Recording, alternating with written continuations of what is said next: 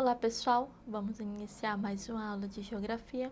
Eu sou a professora Silvana e hoje nós vamos falar sobre o reconhecimento das diferentes paisagens culturais e as diversidades territoriais. Primeiro vamos entender o que são paisagens culturais. Bem, a paisagem cultural, diferente da paisagem natural, ela pode ser formada tanto por elementos naturais quanto por elementos culturais. Por exemplo, as paisagens culturais elas podem ser urbanas, que são as que nós temos nas cidades, ou rurais, que são as que nós temos no campo. E aí um exemplo para vocês nessa imagem é a cidade de São Paulo, que é uma paisagem altamente influenciada pela ação humana. E aí o impacto da ação humana sobre a paisagem ela pode ser positivo ou negativo para o meio ambiente, dependendo da forma como ela atua. Um reflorestamento e um desmatamento são duas formas de influências humanas no ambiente, porém, seja como for, cada vez mais ela se expande pelo mundo e reduz as áreas puramente naturais. Então, aí as duas imagens mostram esses dois exemplos, né, para vocês, um de reflorestamento e o outro de desmatamento. Então, são duas formas de influência, porém, cada uma vai ter consequências diferentes uma da outra para o meio ambiente. Então, de uma forma geral, como que eu posso explicar para vocês? Tudo aquilo que nós observamos são paisagens, tudo aquilo que nós conseguimos enxergar são paisagens. O que vai diferenciar uma paisagem cultural para uma paisagem natural é exatamente a forma como ela foi feita, modificada. Por exemplo, se uma paisagem ela teve influência humana, então nós vamos considerar essa paisagem como uma paisagem cultural. Se ela não teve de nenhuma forma uma influência humana, então ela vai ser uma paisagem natural. E aí a gente vai ter diversos questionamentos, por exemplo, em alguns parques, né? Parques com florestas naturais. Porém, alguns dizem, mas professora, foi o homem que plantou, foi o homem que reflorestou. Então, teve a influência humana de uma certa forma, sim. Então, a gente vai considerar aquela paisagem especificamente como cultural, porque de uma certa forma ela teve influência humana, apesar de ser natural.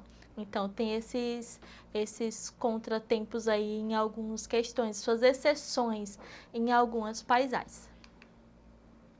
E aí, dois exemplos, né, de paisagem cultural brasileira.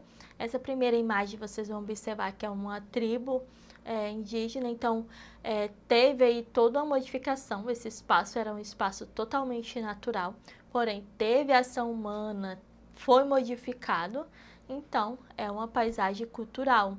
E aí a gente vai ter o Cristo Redentor como uma outra paisagem cultural brasileira, né? Porque teve a sua modificação. E aí a gente vai falar um pouquinho agora sobre as diversidades territoriais. Pessoal, quando nós falamos de diversidades territoriais, hoje nós vamos falar exclusivamente sobre a diversidade brasileira, né? Como que o território brasileiro tem tantas diversidades dentro de um só país. E aí a gente vai observar, por exemplo, que mesmo que seja dentro de um só país, cada região ela vai ter as suas características de relevo, as suas características de clima, as suas características culturais.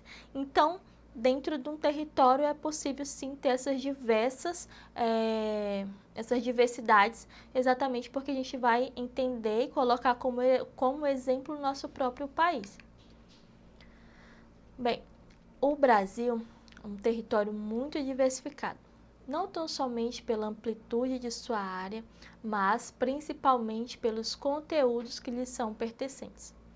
A alta disponibilidade de áreas ocupáveis e recursos naturais torna o nosso país um dos locais de maior importância natural e social do planeta.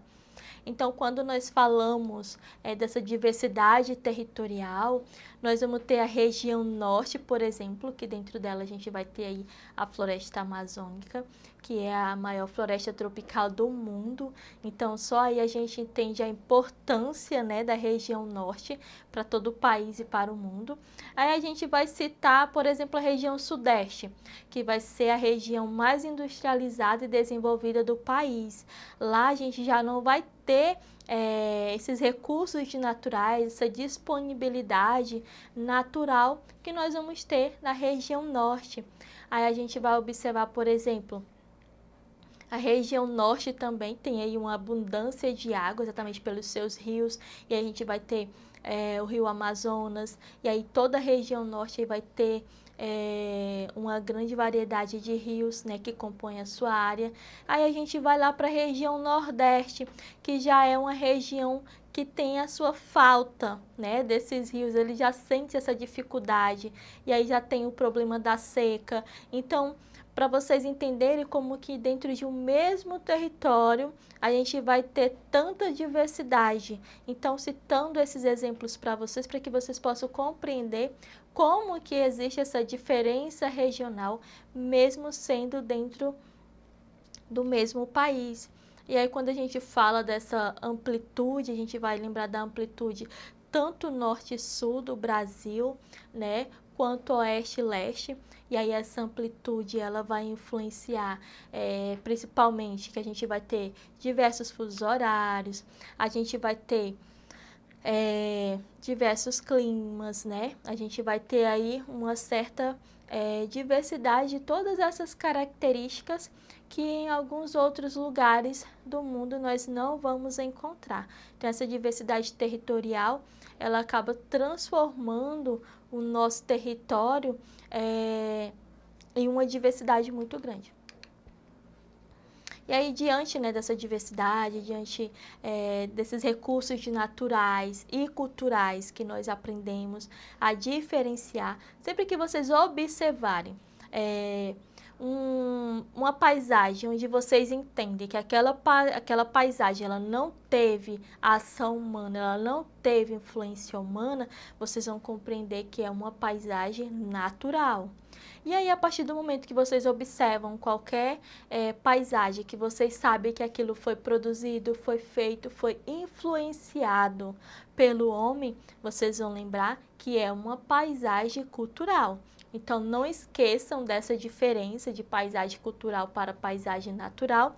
E também não esqueça que nós estamos dentro de um país com uma diversidade territorial muito grande, exatamente por conta dessas diferenças que nós vamos ter dentro do nosso país em cada região, tá bom? Então, vamos para a nossa questão número 1. Uma característica do território brasileiro bastante relevante é a sua grande extensão longitudinal.